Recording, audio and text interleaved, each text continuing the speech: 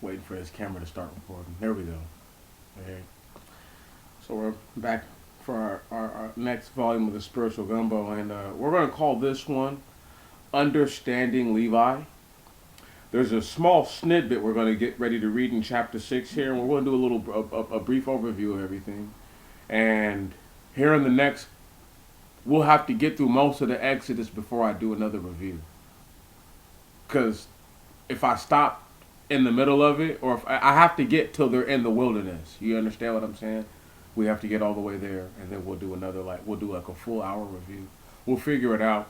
I probably have to start shooting certain stuff from my phone, and if it'll let me live stream from my phone every Friday, I'm gonna start the live stream, or whatever day I pick. I'll pick a day, and I'll pick a good time where I think people are off.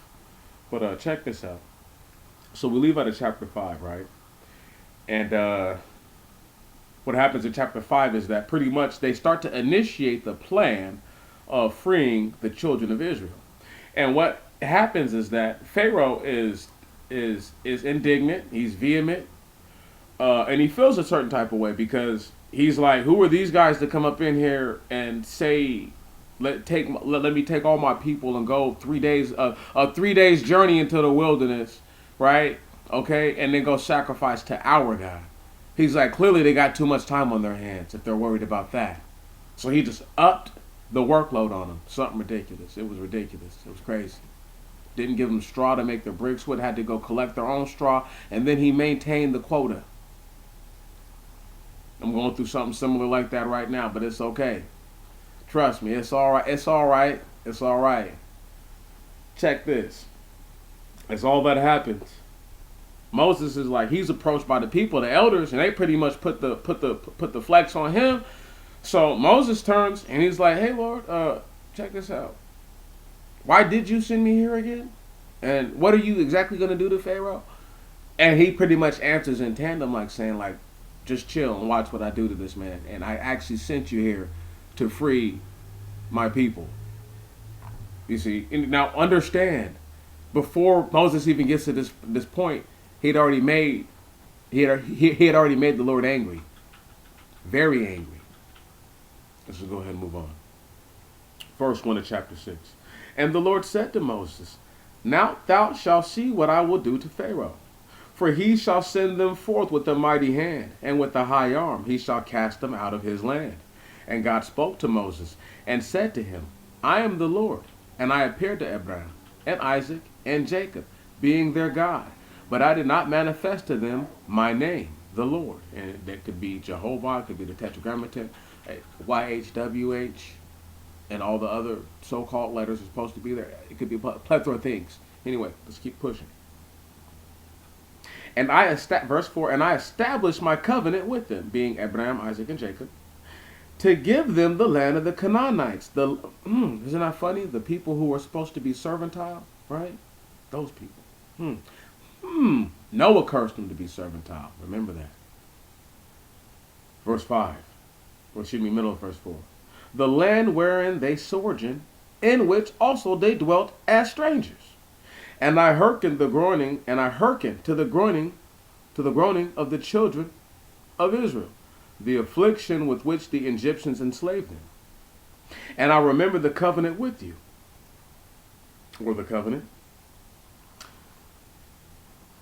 Your covenant, excuse me. Verse 6. Go speak to the children of Israel, saying, I am the Lord, and I will lead you forth from the tyranny of the Egyptians, and I will deliver you from bondage, and I will ransom you with a high arm and a great judgment. And I will take you to me a people for myself, and will be your God. And ye shall know that I am the Lord your God, who brought you out from the tyranny of the Egyptians. And I will bring you into the land concerning which I stretched out my hand to give it to Abraham and Isaac and Jacob. And I will give it to you for an inheritance. I am the Lord. And Moses spoke to the sons of Israel, and they hearkened not to Moses for faint-heartedness and for their hard task. So some of these dudes is soft, okay? And then the other dudes are just like, the work is so hard, they just can't, they're not hearing what he's saying. Verse 10. And the Lord spoke to Moses, saying, so understand that Moses, or he's spoken these things to the people. These certain things have happened and taken place. They're not trying to hear it, and they're just tired. Okay, there we go. Now, here we go. Verse 10. And the Lord spoke to Moses, saying, go in, speak to Pharaoh, king of Egypt, that he send forth the children of Israel out of his land. And Moses spoke before the Lord, saying, behold, the children of Israel hearken not to me, and how shall Pharaoh hearken to me? And I am not eloquent. And the Lord spoke to Moses and Aaron, and gave them charge, and gave them a charge to Pharaoh, king of Egypt, that he should send forth the children of Israel out of the land of Egypt. Now here we go. This is a very important part. It's about to break down the heads of certain families. Listen, because the people who we're gonna read about and hear about are the eldest children. Okay? These are the heads of the houses of the family. The sons of Reuben, the firstborn of Israel, Enoch, and Phalus, and Ashran, and Carmi. This is the kindred of Reuben. And the sons of Simeon, Jemuel, and Jamin, and Yeod, and Jachim, and Seir, and Saul, the son of a Phoenician woman. These are the families of Simeon.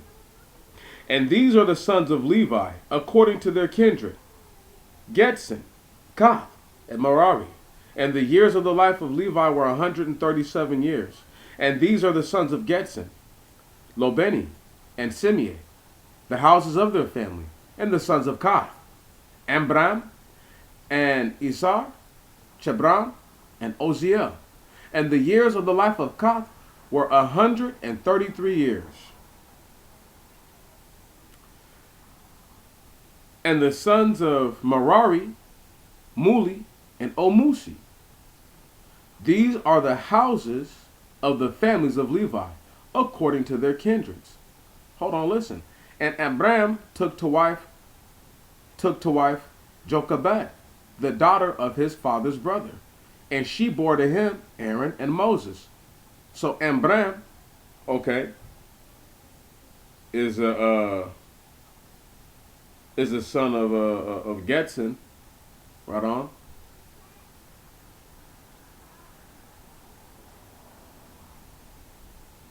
Well, he's the son of Kath, who's through the sons of Getson, through Lobani and Simei. And I'm guessing Kath would be, that's right. No, Getson, Kath, and Merari are all separate right here, but it seems here that Kath may be somebody who's actually under. You know how like Kemuel and Bethuel, how I want to say, if I'm not mistaken, Kemuel is the father of the Syrians, but Bethuel is like he makes himself a Syrian. That's neither here nor there. But notice, we're not going to read about anybody else. These are the oldest tribes in Israel, and I'm going to read the rest of the sons. But it really is important that the three eldest sons, the first being Reuben, okay, right, Simeon and Levi, right, they're the three eldest. That's why Simeon and Levi went and killed the whole village and stuff. Even though Judah wasn't born much after that, anyway, it's complicated. But they're the oldest. That's why they're the heads of everybody. They're over everyone. When all this stuff is going down, their tribes are probably the only tribes that maintain certain traditions, like circumcision. Just throwing that out there. Right. It's just basic little stuff like that, because they're the oldest.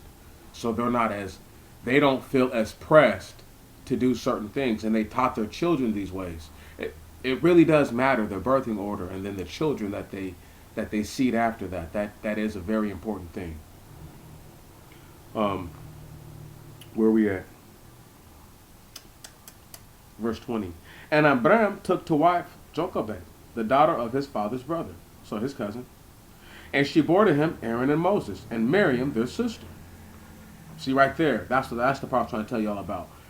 It doesn't tell you when Aaron or Miriam is born, and the fact that it doesn't say what order they're born in now, I'm not going to assume that Miriam or Aaron is older than Moses, but younger. Going forward, hold on one moment. And the years of the life of Abram were 132 years. And the sons of Esau, Koreh, and Naphek, and Zechri, and the sons of Oziel, Misael, and Elisaphan, and Segri. And Aaron took to himself to wife Elizabeth, daughter of Amminadab, sister of Nasan, and she bore to him both Nadab and Abiud, and Eleazar, and Ithamar, and the sons of Koreh, Asir, and Elkanah, and Abasar. These are the generations of Koreh. Verse 25. And Eleazar, the son of Aaron, took to himself for a wife of one of the daughters of Phutiel, and she bore to him Phinehas. These are the heads of the family of the Levites, according to their generation. Now, it is saying the Levites, but I need you to understand, it doesn't tell us about the other tribes until they're actually coming up out.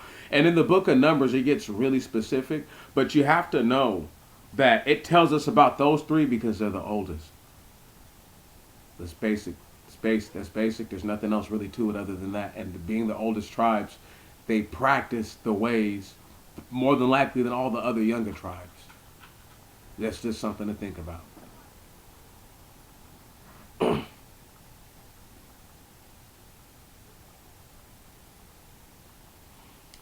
Verse 25. This is Aaron and Moses, whom God told to bring out the children of Israel out of the land of Egypt with their forces. Their forces. Their forces. Ain't that something? That's a specific word to use. Meaning that obviously they were ready to be a fighting people. Yes. Verse 27. These are they that spoke with Pharaoh, king of Egypt, and Aaron himself. And Moses brought out the children of Israel from the land of Egypt, in the day in which the Lord spoke to Moses in the land of Egypt.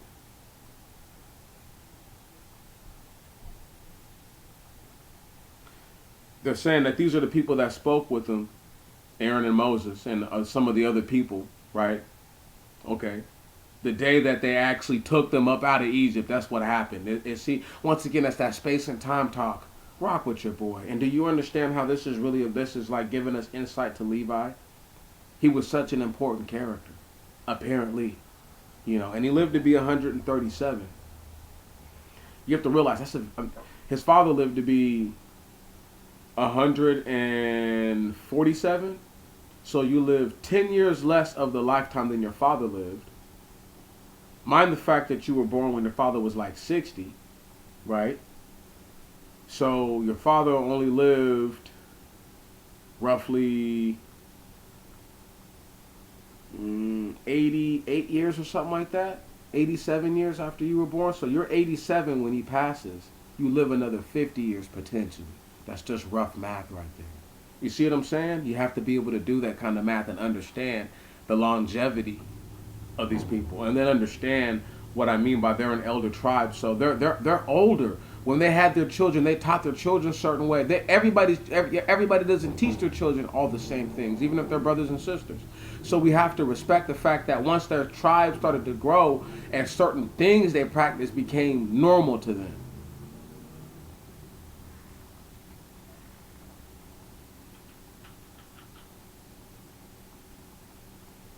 Now here we go. We'll read verse 27 again.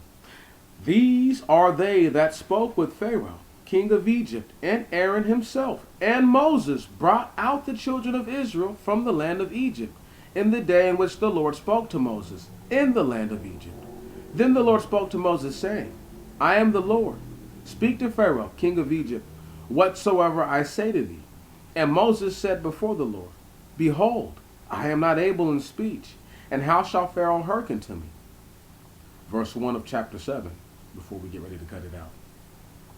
And the Lord spoke to Moses, saying, Behold, I have made thee a god to Pharaoh. And thy brother shall be thy prophet or spokesman. Come on.